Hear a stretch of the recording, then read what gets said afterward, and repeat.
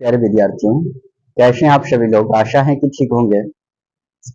आइए आज की क्लास में आप सबों के समक्ष मैं विषय इतिहास असहयोग आंदोलन को कवर करने आ गया हूं। अतः आप सभी लोग इस क्लास में उपस्थित होकर के बिहार इंटर आर्ट्स परीक्षा 2026 को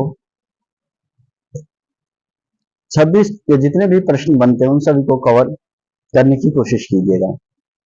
तो निश्चित तौर पे मैं सुरेश सर आप सभी के साथ जुड़ चुका हूं। आप सभी लोग ऑनलाइन हो जाइए। आज के क्लास के अंतर्गत सबसे पहले मैं जानकारी दे दूं कि आप लोगों में से कोई भी लोग इतिहास या फिर भूगोल या अंग्रेजी, हिंदी, मैथिली, राजनीतिक शास्त्र इत्यादि विषय की तैयारी के लिए चिंतित होंगे। आपकी तैयारी नहीं हो रही और टाइम जो है लगभग नजदीक सा आ गया है, तो मैं कैसे करूं। आप लोग गूगल पे जाके यूट्यूब पे जाके आप arts academy by Suresh search कीजिएगा तो आप लोगों को सारा विषय, चाहे वो इतिहास हो, भूगोल हो, अंग्रेजी हो, हिंदी हो, मैथिली, राजनीतिक शास्त्र का वीडियो मिल जाएगा। संग संग इसका जितना भी वस्तुनिष्ठ प्रश्न, ऑब्जेक्टिव टाइप क्वेश्चन बनता है वो मिल जाएगा। इसके अलावा आप लोगों को इस सारे वीडियो का जितना भी पीडीएफ होता है सब मिल जाएगा, पीपीटी मिल जाएगी, रिकॉर्डेड भी आप बाद में देखते हैं तो इसको रिकॉर्डेड में भी देख सकते हैं। ये सारा का सारा जो आपको अवेलेबल हो जाएगा। तो आइए देर किसकी बात की, आज की क्लास में जैसे कि आप सभी लोग देखे हैं कि हम लोग क्या पढ़ने वाले हैं, असहयोग आंदोलन को पढ़ने वाले हैं। असहयोग आंदोलन को पढ़ने वाले हैं। तो सबसे पहले असहयोग आंदोलन कब हुआ था, तो ध्यान रखना असहयोग आंदोलन 1920 ईस्वी में हुई थी। यह आंदोलन क्या था, तो इस आंदोलन के बारे में जान लेना है। जैसे कि आप लोगों को पता होगा, हमारा देश भारत 200 वर्षों तक, कितने वर्षों तक, 200 वर्षों तक अंग्रेजों का गुलाम था। 200 वर्षों तक अंग्रेजों का गुलाम था। अंग्रेज अर्थात दूसरे देश के निवासी हम लोगों के देश पर अधिकार किए हुए थे। और हमारे स्वतंत्रता सेनानी, जैसे मैं महात्मा गांधी का नाम लूं, राजेंद्र प्रसाद का नाम लूं, पंडित जवाहरलाल नेहरू जी का नाम लूं, या फिर गृह दल के जितने भी थे, जैसे वीर भगत सिंह, चंद्रशेखर आजाद, लाला लाजपत राय, बाल गंगाधर तिलक, लाला लाजपत राय, बाल गंगाधर तिलक, जैसे लाल बाल पाल, इन सब की बात करूं, इन्होंने अपना भूमिका कई स्वतंत्रता संग्राम में कई कदम आगे बढ़ा कर लिया। और उनका ही परिणाम है कि हम लोग वर्तमान समय में एक अच्छा जिंदगी, गुलामी की जंजीर से हट करके स्वतंत्रता की जिंदगी जी रहे हैं। तो हम लोग असहयोग आंदोलन के सबसे पहले कारण को जानेंगे। क्या कारण हुई थी कि यहाँ के लोगों को आंदोलन करना पड़ा था। हम लोग असहयोग आंदोलन के कारण को देखेंगे। असहयोग आंदोलन के कारण सबसे पहले आप लोग देखे थे, असहयोग आंदोलन 1920 ईस्वी में हुआ था। इसके कारण की बात करें, इसके कारण में एक से अधिक कारण है। जैसे अगर आप इसमें सबसे पहले रॉलेट एक्ट को रखिएगा, रॉलेट एक्ट को रखिएगा, इसको भी हम लोग असहयोग आंदोलन का कारण मान सकते हैं। अब आप लोग सोचते होंगे व्हाट इज रॉलेट एक्ट, ये रॉलेट एक्ट होता क्या है? तो ध्यान रखना 1919 ईस्वी में अंग्रेजों ने एक कानून लाया था, उस कानून का नाम था रॉलेट एक्ट। 1919 ईस्वी में लाया है। इस कानून के अनुसार बिना किसी व्यक्ति को बिना किसी व्यक्ति को बिना किसी व्यक्ति को नोटिस दिए हुए नोटिस दिए हुए दिए हुए पुलिस जब चाहे उसे गिरफ्तार कर सकता था। अर्थात ये जो कानून बना हुआ था वो नो अपील, नो दलील और नो वकील, इस तरह से इस कानून का नारा था कि आप पे अगर कोई केस हुई है, आप पे अंग्रेजों के सिपाहियों का शक हुआ है, तो आपको कोई दलील नहीं देना है, कोई अपील नहीं करनी है, कोई वकील भी नहीं करना, आपको डायरेक्ट बंद किया जा सकता है जेलों में, जिसका बहुत सारे हमारे स्वतंत्रता सेनानियों ने विरोध किया। अगर हम नेक्स्ट कारण की बात करें, असहयोग आंदोलन का जो दूसरा कारण था वो था जालियांवाला बाग हत्याकांड। जालियांवाला बाग हत्याकांड, बाग हत्याकांड, जालियांवाला बाग हत्याकांड, ये भी 1919 ईस्वी में, अगर ईस्वी डेट की बात करें 13 अप्रैल 1919 ईस्वी, दिन था बैसाखी का दिन, बैसाखी का दिन। ये राज पंजाब में अभी भी है, अमृतसर, कौन सा शहर है? अमृतसर। अमृतसर एक बाग था जिस बाग का नाम था जालियांवाला बाग। पंजाब के अमृतसर में ये जल्ली नामक व्यक्ति का बाग था, जल्ली नामक व्यक्ति का बाग था।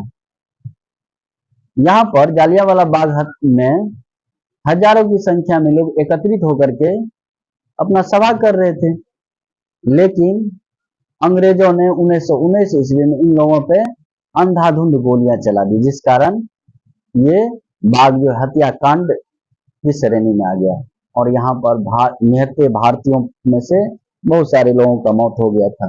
कुछ लोग कुएं में कूद गए थे अपनी जान बचाने के लिए, लेकिन वहां भी उसकी मृत्यु हो गई थी। तीसरा कारण की बात करें, असहयोग आंदोलन का तीसरा कारण था, असहयोग आंदोलन का तीसरा कारण था खिलाफत आंदोलन। खिलाफत आंदोलन, ये भी क्वेश्चन पूछ सकता है, खिलाफत आंदोलन कब हुआ था, जालियांवाला बाग हत्याकांड कब हुई थी, और खिलाफत आंदोलन कब हुआ था, जालियांवाला बाग हत्याकांड कब हुई थी। तो आप लोगों में से याद रखना, इस 1919 ईस्वी में ये सारा का सारा रॉलेट एक्ट भी 1919 में आया हुआ था। ये तुर्की के खलीफा उस टाइम में थे, तुर्की के खलीफा के समर्थन में भारतीय मुसलमानों ने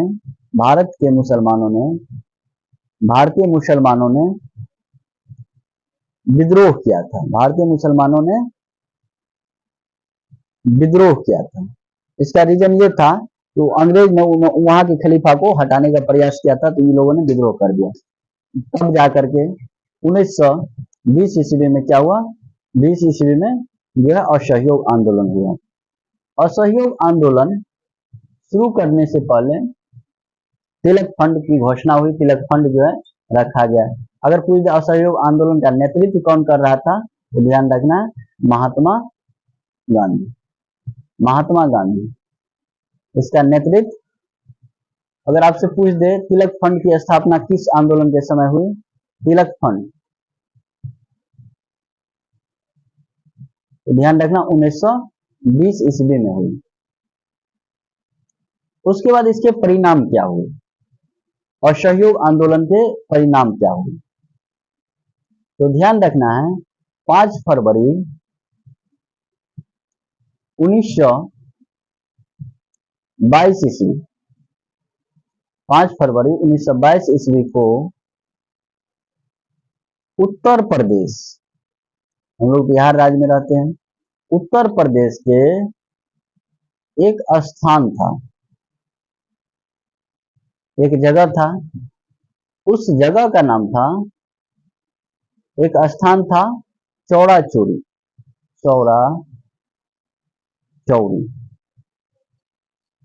चौरा चौरी नामक स्थान पर 5 फरवरी 1922 ईस्वी, 5 फरवरी 1922 ईस्वी में उग्र भीरों ने अंग्रेज के 22 सिपाही प्लस एक दरोगा, 22 सिपाही प्लस एक दरोगा को क्या कर दिया, खदेड़ दिया। खदेड़ते खदेड़ते इस सारे लोग थाना में भाग गए और थाना में क्या किया लोगों ने, आग लगा दिया, थाना में आग लगा दिया। थाना में आग लगाने के पश्चात इन लोगों की मृत्यु हो गई। तब जाकर महात्मा गांधी ने असहयोग आंदोलन वापस ले लिया, असहयोग आंदोलन वापस ले लिया, असहयोग आंदोलन वापस लिया। तो महात्मा गांधी असहयोग आंदोलन वापस क्यों लिया, कब लिया, तो ध्यान रखना, पूछ सकता है आपसे 1922 ईस्वी में क्यों वापस लिया इसको, कारण क्या थे, तो क्योंकि चौरा चौरी कांड हो चुका था, चौरा चौरी कांड के कारण, चौरा चौरी कांड के कारण से वापस ले लिया था। असहयोग आंदोलन वापस कब लिया था, 1922 में क्यों लिया था, चौरा चौरी कांड के कारण लिया था। उसके बाद असहयोग आंदोलन वापस लेने के बाद महात्मा गांधी को गिरफ्तार किया गया 1922 ईस्वी, महात्मा गांधी को गिरफ्तार किया गया, गिरफ्तार कर लिया गया। फिर महात्मा गांधी को 1924 ईस्वी में छोड़ दिया गया, 1924 में जेल से रिहा कर दिया गया, छोड़ा गया।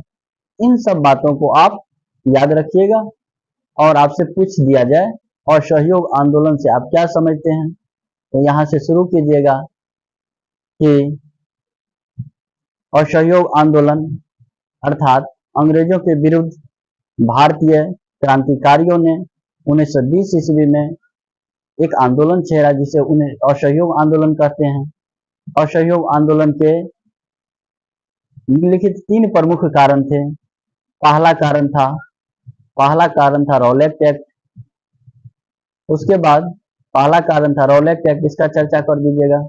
दूसरा कारण था जालियांवाला बाग हत्याकांड, दूसरा कारण था जालियांवाला बाग हत्याकांड। उसके बाद नेक्स्ट कारण खिलाफत आंदोलन, सबकी चर्चा आप बारी बारी से किए हुए थे, क्या था, कैसे थी, कब, क्यों, किस तरह से हुई थी खिलाफत आंदोलन।